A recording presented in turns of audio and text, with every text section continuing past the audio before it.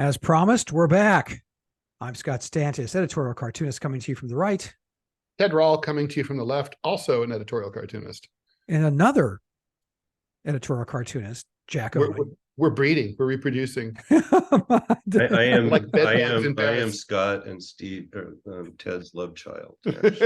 Wow. Yeah. Who do you take? Who do you look more like? I can't tell. Look like Ted, I think that's right. but I have your smile. Because I was cheating on you. So. Yeah. Damn. Okay. Break my heart. Okay. So, especially in conservative circles, the funding for Ukraine is becoming more and more of a question. We've just voted to send several more billions of dollars that way. Jack, you're going to be surprised that Ted and I actually, my wife, you're going to love this, Ted. Janine looked at me and says, "Do you still support Ukraine, or are you thinking, or did Ted get to you?" That's a quote. He didn't get to me. I mean, listen, I've got suckered into supporting Iraq and Afghanistan. So I'm never again, I'm not going to be suckered into, voting or supporting wars anymore. Wars are stupid. They never end well. They almost never end well. There's rare instances where they do what they're supposed to do. It always ends up where it's supposed to end up, which is exactly where it should have started with, which is at the negotiating table. I'm having serious doubts about Zelensky, the fact that they canceled their votes for parliament, and it looks like he's going to cancel the votes for president. Is it appropriate? Is it possible to have the election now? Yes. In fact, I think it's vital. America's just one example. We had presidential elections in the middle of a civil war. So yes, it can happen. It can be done. They had a mayoral election following 9/11. There can be chaos, and you can still have, if you are a democracy, you can still have democracy. I hear Jack is a little, probably disagrees with us. I think we have to, I've never been a fan of just handing over blank checks to anybody. Jack, did you read the Calvin? College. Yeah, well, there's that. Although to his credit, my youngest came back after a year and said, "You know what? I'm majoring in partying and I'm wasting your money." So to his credit, God bless him. But I mean, getting back to the Ukraine and or to Ukraine, it's no longer the. I think Ohio State got that right. It's the Ohio State. Yes, the Ukraine State University. The Ukraine gave up and Ohio State swooped in and took it. Sudan also lost the Sudan. I don't know. Right? Yeah. Now it's just a plain old Sudan. Well, it's sad. And its new friend, South Sudan, which has an awesome flag, by the way. But that's another podcast. So Ted and I are suspicious. I'm suspicious. But I wanted to ask Jack, did you read the Calvin Coolidge biography that was a bestseller about a year and a half ago? I have to say that I didn't. Believe me when I tell you, it's actually pretty shockingly very, very good. And one of the segments, poor Ted's heard this a million times. They talk about when Calvin Coolidge became president, he would spend about an hour to an hour and a half every morning with the Secretary of the Treasury, and they'd go down through the budget, the federal budget, line by line, every day. And I've said that to people who say, "I don't want my president doing that," and I respond, "That's exactly what I want my president to be doing, handing out blank checks to Ukraine or to anybody who's not an ally." Really deeply disturbs me. But so, Jack, you've talked about sending funds to Ukraine. Why support it, and what's the end game, and how does this end? The trouble is we don't know what the end game is here. And I think that's why, the Western Alliance and NATO is so concerned about this. Is I think what I see and what they see, and I could be wrong, but this is my view, is that they see Putin attempting to reassemble the Soviet Union. And so after, the collapse of the Soviet Union and, starting with the fall of the Berlin Wall, and I don't know what the date you would use to say when's the collapse, it's, 91 or something. 91, Christmas 91. Right. And so we busted them down to 170 million people. And we had somebody we could work with for quite a long time in there with Yeltsin, and then Putin basically got installed by Yeltsin and Medvedev, and and all of a sudden last 15, 20 years, you can't deal with Putin anymore, because he's become or is a megalomaniac and wants to restore the Soviet Union. And so do we sit around and guess whether he's right or not, or that's his true intention? And so NATO is scared to death. And so we're throwing everything we've got at this, and they have something of a US consensus on it. And there's a small but significant part of the Republican Party that's growing, that's questioning, the premise of blank checks to Ukraine. I personally think it's very important that we at least hold Putin to where he is. And I don't disagree with the fact that he could come in and, want to take the Baltic states back, and he would want to take Poland back, and he would want to take, a lot of other places that they had back, and so on.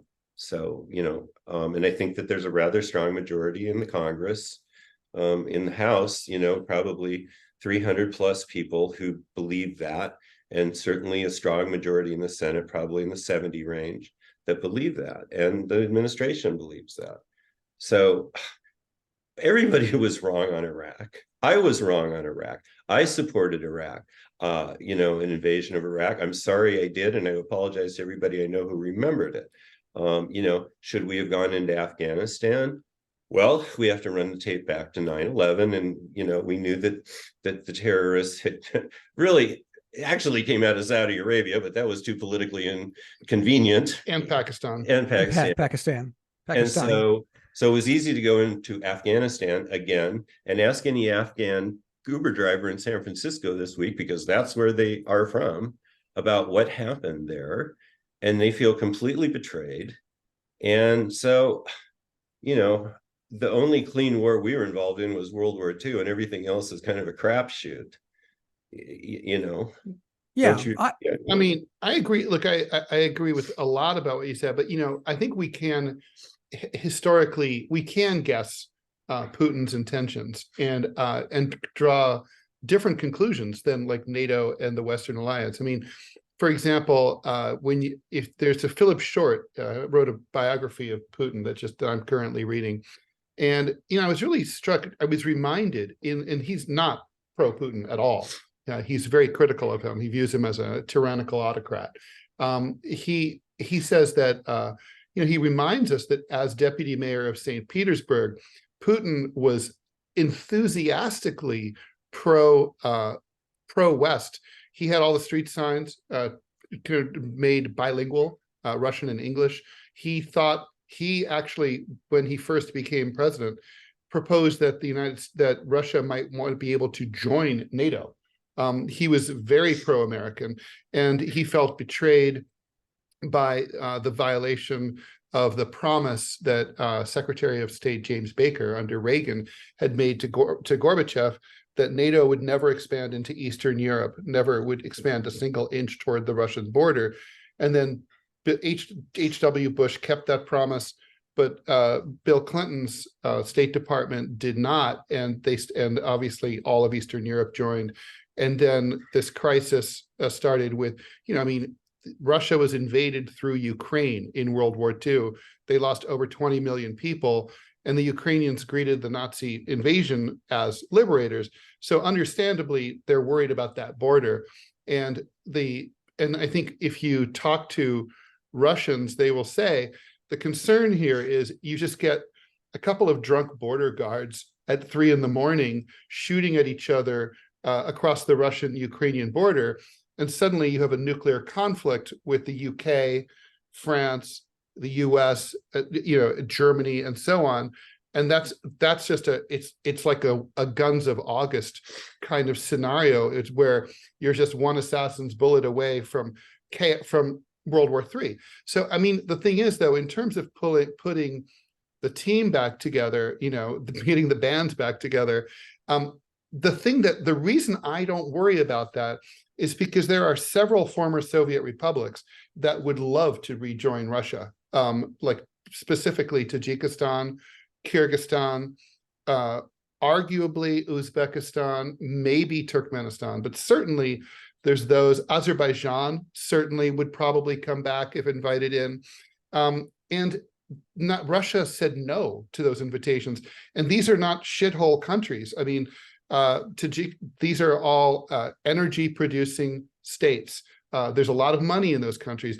And if you can have those countries back for free and you choose not to, it's like even Belarus, which is basically like as closely aligned to the Russian Federation as possible. They didn't like create this like unity system, which they did since the Russo-Ukrainian war began in early 2022 until the war started. So even Belarus, which Lukashenko loves Russia. He wants to be, he wants to be a Russian vassal state. Russia said no. So it's kind of like, if you're trying to get the band back together, wouldn't you take all the easy pieces and get all the volunteers first? I think this was about expressing Russian. This invasion was a big stop fucking with us message. It's like, we have put up with your shit too long. You're moving too close to our border. Russia has never had any natural barriers to protect it. And so for 500 plus years, Russian rulers have wanted buffer states around them. And this is just a continuation of that policy. And Ted is vastly knowledgeable about this thing. I mean, he's traveled in these areas for years and so on. And there, I think the United States is very Yankees versus Red Sox about geopolitics because it is complicated and it is nuanced. And I don't dispute a lot of what you said, frankly. Putin is a guy who wants to stay in power, and the way, they're not exactly operating under system of, regional presidential primaries there. Right. This is kind of a mobocracy, and, in their own way. I mean, we have ours too. Yeah. But, it's just, it's not a binary thing, and it's a lot in the same way with China. We really want to make it us versus China. And the fact is China needs us, and our military is 10 times bigger than China, and so on. And there is a psychology when you're talking to the West about us versus them. It's always been that. And so I continue to think that we should now that this ball is rolling, we have to make sure that Zelensky does stay in power and does maintain his territorial integrity. And then then you can have a conversation about what Western intentions are. I think that Western intentions, and you can see it by how unenthusiastically the Biden administration has been about, throwing in F-35s and, they're very careful. Well, they're worried about expansion. They're worried about escalation. Escalation, that's the word. And not only expansion. But I don't see how any world in which Russia gets kicked out of Crimea or the Donbass.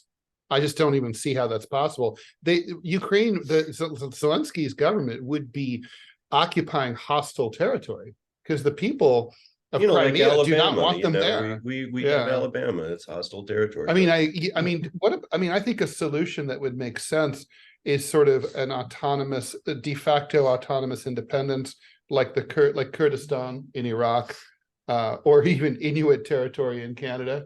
Basically, it's like we don't go in there unless something big happens, and we need to. But you have your own little government, and as far as the mail goes, it's addressed to Ukraine, but the border's not redrawn.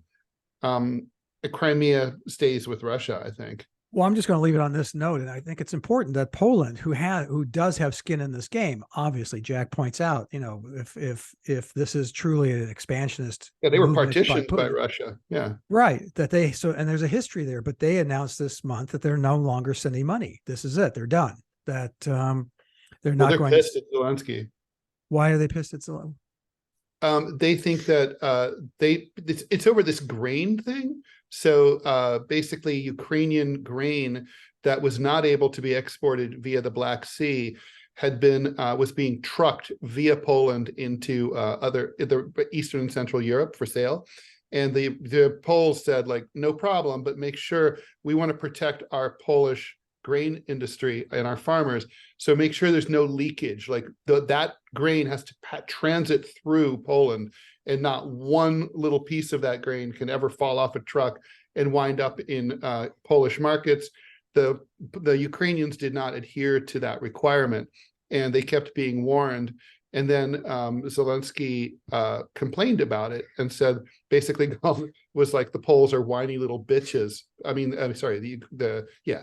And so the Poles were like, you're literally insulting us. Fuck you. We're done here. And the Poles were very close to Ukraine and Zelensky. They were very supportive.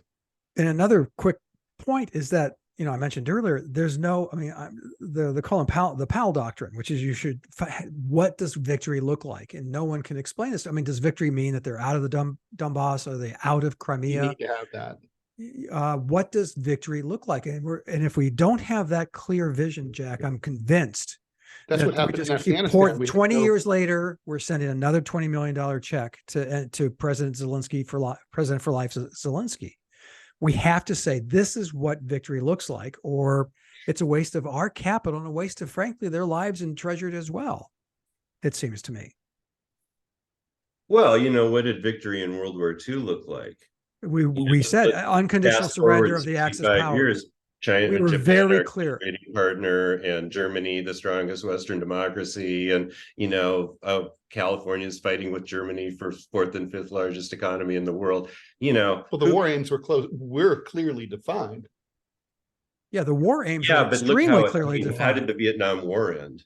Did we ever in a million years after the Vietnam War ended, where we were humiliated, just like, yeah, no, you're a Nike shoe manufacturing. Well, we didn't have clear goals. We were there to, and that's why we were there for 20 years. That's why we were in Afghanistan. We were in Afghanistan. We're still in Iraq without a clear vision. Afghanistan, clearly, there's no clear vision of what victory looked like, other than toppling a regime, which is great, but it's sort of like voting the speaker out. What's next? Well, I think a lot of, war outcomes are more like you're stopping the guy, you're stopping Hitler, you're stopping Tojo.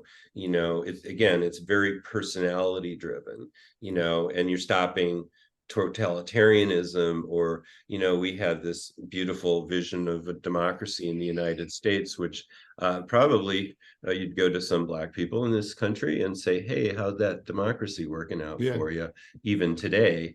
And, as a political commentator, I just see a lot of gray all over the place. But I do think that we need to stick it out in Ukraine, even if we don't if the outcome isn't nuclear war. We don't know that. I think it was probably more likely at the beginning of this than it is now. Because who's going to be the winner there? You start nuking things, and wow, there goes the grain bread basket. And well, there's also another issue here, right? Which is and we should probably move on to the next topic. But I think there is the question of, Americans don't like defeat, and they don't like to feel like they're losing a battle. It seems like, look, Ukraine had a counteroffensive planned. They tried hard all this summer. The fighting season is winding up. It didn't work. And so, I guess next year, the only thing they're going to be able to say is, well, now we have our Ukrainian pilots trained on F-18s, right? That's it. Is that the game changer? The Russian Air Force is great. They have solid equipment, well-trained pilots, and it's big. But there's a supply chain parts problem in the Soviet or Russian. Well, but that's being resolved. Yeah, that's true. But both sides have that issue, right? The Ukrainians are low on all sorts of artillery shells. Russia went to North Korea to get some. North Korean craftsmanship. We define success for the Russians at this point. I think they got what they came for. I don't know about that. Ted and I disagree on this. I think they're going to get what they wanted. It's not what they came for. What I think Putin got emboldened by his actions in Georgia and in Crimea. And I think he said, well, Jesus, this is easy. Let's go into Ukraine. Well, what if we just those two, breakaway republics or sections? He goes, no, we can take the whole damn thing. Watch this. Right. You know, It didn't if it work. was in Alabama, he'd say, "Hold my beer, watch this." We have You to know? end this because Henry Kissinger really needs to come in on this Yes, podcast. He's still alive absolutely. and ready to be on a podcast, probably. All right, we should have him. Probably. We're going to We'll do that. invite him. Okay. We I'll are do going it. to be back. We are going to talk about the state of cartooning. This is the DMZ America podcast. I'm Scott Stantis coming to you from the right, And I'm Ted Rall coming to you from the left. and Jack Ohman coming to us from Ukraine. We'll be back right after this.